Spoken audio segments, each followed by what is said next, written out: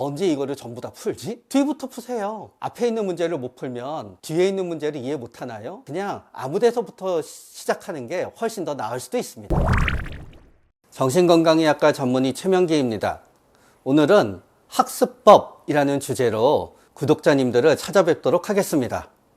똑같이 공부해도 시험을 잘 보는 분과 못 보는 분이 있습니다. 시험 성적의 상당 부분은 시험 보는 날 결정이 됩니다. 어떤 분은 80을 공부하면은 80이 전부 기억이 납니다. 그런데 이런 경우가 있어요.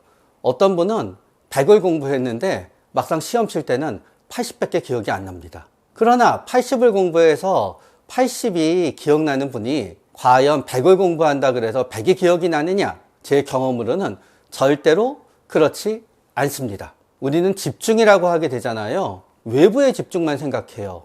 내 안에 있는 생각은 엄청나게 많아요. 그런데 그 생각을 시험 볼 때 찾아내야 돼요. 그런데 문제는 그 찾아내는 속도와 찾아내는 효율성이 각자가 타고난 부분이 있다는 거지요. 이 타고난 부분이 있다는 거를 여러분들의 기억력 자체가 나쁘다고 생각하면 안 돼요. 어떤 분은 지식을 습득하고 그 지식이 필요할 때 그 지식을 인출하는 능력이 뛰어나요. 그러나 어떤 분은요, 그냥 사람 이름을 기가 막히게 외워요. 공부할 때는 100을 공부해도 80이 나올지 모르지만 그분은 사람 이름에 대해서는 100을 외우면 100이 나오는 거예요. 어떤 분은 자동차 번호판을 기가 막히게 기억해요. 그럼 그분은 생각하겠지요.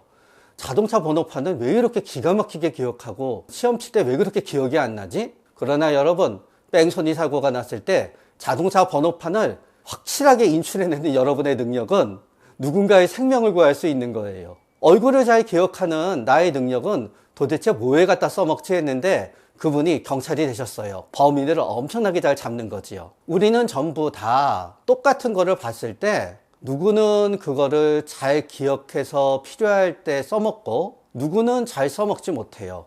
그러나 여러분이 시험을 치는 지식에 대해서 100이 들어오면은 100을 인출하는 분이 아니다 하시더라도요. 여러분은 뭔가 사람 이름이 되었건 얼굴이 되었건 숫자가 되었건 날씨가 되었건 다른 사람보다 더 잘 인출하는 부분이 있다는 거지요. 그래서 너무 시험 볼 때 생각이 안 난다 그래서 너무너무 우리 자신을 비난하지는 맙시다. 아는 것도 틀리는 첫 번째 이유는 충동성입니다. 1, 2, 3, 4가 있어요. 4번은 완전한 답이에요. 그런데 2번도 답인 측면이 약간 있어요. 충동성이 강한 분들은요, 2번이 답이다라는 생각이 들잖아요. 그러면은 4번이 눈에 들어오지 않아요. 쓱 보더라도 한번 2번이 답이다 하면 그거로 끝인 거예요. 그런데 삶을 봐도 그분은 비슷하세요. 이 주식에 몰빵 하면 그 주식에 몰빵하세요. 그러다가 보니까 난이도가 높은 정답과 비슷한 것이 섞여져 있는 문제를 보다가 보면은 한번 정답이 아닌 것에 찍히잖아요. 더 좋은 답을 선택하지 못해요. 또 다른 이유 중에 하나는 부주의예요. 왜냐하면은 우리 생활상에 일어나는 일들은요, 모두 다 시험 볼 때도 일어나요. 자꾸 뭔가 까먹어요. 그럼 시험 볼 때도 자꾸 뭔가 까먹어요. 생활상에 실수를 많이 해요. 그러면 시험 칠 때도 밀렸어요. 그렇게 부주의가 있으신 분들은 시험 칠 때도 어려움을 겪어요. 그래서 집중력이 약간 낮으신 분들이 가장 어려움을 겪는 게 다는 아니지만요. 수능에 비문하게 긴 지문을 보다가 보면은 갑자기 이게 어디로 가는지 잊어먹고 생각이 산으로 가요. 기억이라고 하는 거는 필요할 때 인출이 되어야 되는데요. 막상 시험을 볼 때는 그게 인출이 안 되었을 거예요. 그러나 정답을 보니까 그제서 생각이 난 거예요. 그래서 아는 거를 틀렸다고 우리는 억울해하지요. 그러나 사실은 아는 거를 틀린 게 아니에요. 그때는 몰랐고 지금 정답을 보니까 내가 아는 것 같은 생각이 드는 경우가 사실은 대부분이에요. 그래서 너무 모르는 거 틀렸다고 억울해하지 않으셔도 돼요. 시험을 치면은 가슴이 콩당콩당 뛰고 몸이 떨리면서 생각이 멈추는 분들이 있어요. 그거를 저는 시험 불안이라고 우리가 얘기합니다. 그러나 저는 상담을 하다가 보니까 시험 불안도 나눌 수 있더라고요. 하나는 평가 불안이고 하나는 사회 불안이에요. 평가 불안인 분들은 단지 시험에 대해서만 불안한 게 아니에요. 누군가로부터 자신이 평가받는다는 생각을 하면은 되게 불안해져요. 자신이 어떤 일을 하는지 상사가 매번 평가하고 있을 거야 라고 생각하면은 일할 때도 불안해져서 일이 잘 안 돼요. 근데 시험은 일종의 평가에 해당이 되거든요. 평가받는 상황에 대한 공포가 있으신 분들은 죄송하지만 그게 시험 때도 예외가 되는 게 아니에요. 왜냐하면 결국 시험 성적을 갖고 우리는 평가받고 부모님한테 야단맞기도 하고 성적이 낮아서 취직이 안 되게 되면은 결과적으로 내가 누군가로부터 평가받게 되거든요. 그래서 평가 불안이 있는 분들은 시험 불안으로 이어질 확률이 높아요. 그러나 또 다른 요소는 사회 불안이에요. 사회 불안인 분들은 혼자서 시험 볼 때 굉장히 잘 봐요. 실제로 이런 분이 있었어요. 너무너무 몸이 아파서 그 시험을 칠 수가 없었어요. 그래서 나중에 더 난이도가 높은 문제로 혼자서 시험을 갖다 보게 되니까 너무 시험을 잘 본 거예요. 사람들이 많이 모여서 밀집되어 있고 압박을 받는 분위기에서는 갑자기 불안해져 오는 거예요. 앞자리에 있으면은 덜 불안해요. 보이는 게 없으니까. 뒷자리에 앉잖아요. 다른 사람들이 시험 치는 모습을 보고 있으면 엄청 불안해져 와요. 이분들이 결국 제일 강한 시험과 제일 약한 시험이 있어요. 우리가 CBT라고 하잖아요. CBT는 PC를 보고 PC하고 나하고 시험 보지요. 이분들은 CBT에 무지 강해요. 이분들이 제일 약한 시험은 뭐냐? 수능이나 자격증 시험이에요. 낯선 장소에 가서 낯선 사람들과 뒤섞여서 낯선 시험 감독관의 감시를 받으면서 보기 때문에 최악이 되는 거지요. 그래서 본인이 모의 시험을 봤을 때는 틀림없이 붙어야 되는데 우르르 몰려가는 시험에서는 어려움을 겪게 되지요. 이런 시험 불안 때문에 시험을 못 보는 경우 나는 실력이 없어 라고 생각하는 대신요, 이 시험 불안은 어쩌면은 약으로 굉장히 간단히 해결될 수 있거든요. 그래서 약의 도움을 받는 것도 나쁜 방법은 아니에요. 매년 내가 도전하는 시험이 있어요. 매년 도전할 때 제일 처음에 열심히 공부해요. 그러면 매년 공부는 문제집이건 아니면은 이제 요약본이든지 간에 제일 앞부터 봐요. 결국 3년 동안 계속 시험을 보잖아요. 나는 앞부분은 빠삭하고요. 뒤는 하나도 몰라요. 과목도 마찬가지예요. 5과목을 갖다 봐야 되는 시험이 있다. 제가 변호사는 아니어서 이런 법, 저런 법 있잖아요. 그 중에서 모든 사람들이 다 보면은 이런 법부터 공부해요. 그럼 매년 이런 법부터 공부하다가 다른 법은 모르고 시험 봐요. 그렇기 때문에 우리는 어쩌면은 내가 한 번 시험 보는 게 아니라 그 다음에 다시 준비하잖아요. 나는 내가 제일 준비를 덜한 뒤부터 공부하는 게 더 합리적인 거예요. 책을 갖다 보고 공부할 때도 마찬가지예요. 소설책은 앞을 보지 않으면 뒤를 잘 모를 수도 있겠지요. 그런 다음에 논리적으로 귀결이 이루어지는 글들은 앞을 못 보면 뒤를 이해 못해요. 그러나 여러분들, 아니 기출문제집은 앞에 있는 문제를 못 풀면 뒤에 있는 문제를 이해 못하나요? 아니지요. 그런데 여러분이 이렇게 두꺼운 기출문제집을 보잖아요. 기가 막혀요. 언제 이거를 전부 다 풀지? 그래서 저는 그런 분들한테 말씀드리죠. 뒤부터 푸세요. 제일 뒤부터 풀잖아요. 벌써 끝으로 도달해요. 그 앞에 토를 풀어요. 그러다 보면은 이거 언제 다 보지 하는 게 없어져요. 결국은 우리는 모르는 게 너무 많이 머리에 들어오면 돌아버려요. 그래서 어떻게 하느냐? 땡기는 데부터 시작해서 워밍업 하시고요. 나중에 안 땡기는 부분도 공부하면 돼요. 그래서 여러분 시험 준비를 할 때는요, 막무가내로 그냥 아무 데서부터 시작하는 게 훨씬 더 나을 수도 있습니다. 3분 안에 안 풀리는 문제는 100분이 돼도 안 풀리고요. 100년이 돼도 안 풀린다는 게 제 문제풀이 3분 법칙입니다. 풀리는 문제들은요, 생각을 안 하게 돼요. 그냥 풀려요. 안 풀리는 문제는요, 머리를 아무리 쥐어짜도 안 풀려요. 수학, 굉장히 논리적인 과목이라고 하지요. 그래서 많은 분들이 얘기해요. 수학 문제 끝까지 물고 늘어져서 자신의 실력으로 해야 된다. 저 그렇게 공부했을 때 수학 점수 되게 나빴었어요. 그런데 우리 때는 저 학력고사 세대이기 때문에요, 수1과 수2가 있었어요. 수1은 간단히 말해서 문이과 공통 과목이에요. 수2는 이과만 봐요. 그런데 맨날 제가 점수가 안 나오는 거예요. 그러다가 어느 2학년 겨울방학 때 그냥 문제를 풀고 3분 안에 안 풀리잖아요. 그냥 해설지 보고 체크했다가 일주일 뒤에 똑같은 문제를 또 풀고, 안 풀리는 문제는 일주일 뒤에 또 풀고 그랬더라고요. 그러니까 한마디로 말해서 암기 과목처럼 접근한 거지요. 그랬더니 나중에 보면 저절로 풀리더라고요. 저는 나중에 뇌를 공부하면서 이게 참 뇌과학에 입각되었다는 걸 알았어요.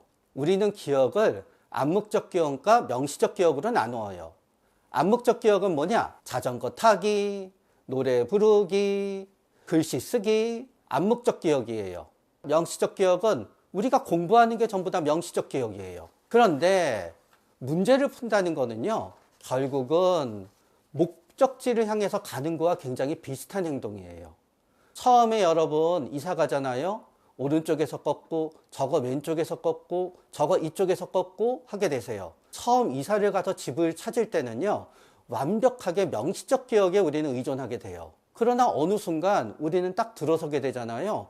그냥 찾아가게 되는 거예요. 나중에는 어디 가서도 대강 길을 찾게 되는 거예요. 문제풀이도 마찬가지인 거지요. 그렇기 때문에 여러분, 3분 안에 안 풀리잖아요. 자신의 능력을 믿지 마시고요. 100분이 걸려도 안 풀린다고 체념하세요. 3분 걸려서 안 풀리는 문제를 붙들고 있으시잖아요. 가슴이 치밀어 오르면서 화가 나고 숨이 막힐 지경이 돼요. 그래서 그때는 그냥 뒤에 답지랑 해설 보고 아, 이러는구나 아는 거예요. 다만 그 문제를 체크해 놨다가요. 일주일 뒤에 다시 풀고 일주일 뒤에 다시 풀고 일주일 뒤에 다시 풀다가 보면은요. 나는 저절로 그 문제 푸는 법이 나는 암묵적 기억으로 익혀지게 되는 거예요. 나는 집중이 안 좋아 하는 학생들이 가장 어려워하는 게 뭐냐? 생판 모르는 영어 단어 외우기예요. 발음도 몰라요. 스펠도 몰라요. 뜻도 몰라요. 근데 막 종이에 써대면서 외워요. 긴 단어는 몇 분씩 걸리지요. 그리고 나서 일주일 뒤에 허탈해져요. 생각이 안 나요. 여러분은 이런 방법을 써보는 거예요. 그 단어들을 갖다 60분에 걸쳐서 한 번에 외우는 게 아니라요. 그냥 3분에 걸쳐서 20번을 갖다 오늘도 한 번 읽고 내일도 한 번 읽고 모레도 한 번 읽고 21일 내내 읽는 거예요. 그러다가 보면은 대강 알듯한데? 그땐 우리는 뭐를 해야 되느냐? 뜻부분을 가려요. 아직 발음이나 스펠을 생각하지도 마세요. 그런데 뜻부분이 대강 맞춰져요. 그러면 그거는 뜻을 외우면 되는 거예요. 진짜 많이 익혀졌네 하게 되면은 여러분 그때는 영어로 되어 있는 부분을 가려요. 뜻부분만 남겨놔요. 그리고 생각이 나나 해봐요. 생각이 영 안 나는 것만 외우는 거예요. 여기서 주안점은 뭐냐? 절대로 나는 스펠을 외우지 않는다는 거예요. 처음부터. 대부분의 문제는 객관식이잖아요. 객관식 문제는 보고 맞추면 되기 때문에 스펠을 외울 필요가 없어요. 발음도 부정확하면 돼요. 그래서 제가 웃긴 비유를 들면은요, 우리 의학 용어 중에는 시베이쇼스 그랜드라는 게 있어요. 그거를 의과대학 때 우리 학생들은 세바세오우스 그랜드라고 외웠어요. SEPACOUS, 세바세오우스라고 쓰면은 틀림없이 맞거든요. 그런데 괜히 시베이쇼스라고 외웠다가는 SI, BI 하면서 틀리게 되는 거지요. 그래서 절대로 맨 땅에 헤딩하면 안 된다는 거예요. 요새는 아이패드로 공부하시기 때문에 제 얘기가 낡은 시대 유물이 됐지만요. 우리 때는 노트로 공부했어요. 그건 노트를 몇 번 이렇게 보잖아요. 이게 묘한 게 정확한 내용이 기억 안 나는데요. 대강 이 부분이 노트 어디쯤 있었지 하고 지도처럼 기억이 나요. 대강 그게 기억이 나잖아요. 그럼 그때부터 외우면 외워져요. 그러나 이게 마인드맵으로 지도처럼 이렇게 어디에 있다는 게 연관기억으로 선명해지지 않잖아요. 우리는 외울 수가 없어요. 그래서 여러분, 맨 땅에 헤딩하는 거는요, 제 생각에 부모님들은 좋아하지만요, 실질적인 효과를 놓고 보면은 최악의 공부 방법입니다. 여러분, 공부와 학습의 가장 중요한 목표는 결국 그것을 아는 거예요. 그런데 우리 대부분의 사람들은요, 글자를 읽고 뭔가를 파악해서 아는 능력이 사실은 취약해요. 100년 전만 해도 이 지구상에 글자를 못 읽는 사람들이 대부분이었거든요. 그러면 많은 사람들은 뭐를 배웠냐? 그냥 이렇게 보고 흉내내면서 배웠어요. 그래서 공부는 못하지만 눈썰미가 좋으신 분들은요, 아르바이트하고 일할 때 끝내주시고 금세 배워요. 금세 일을 익히는 분들은요, 사실은 학습 능력이 굉장히 좋은 분이지요.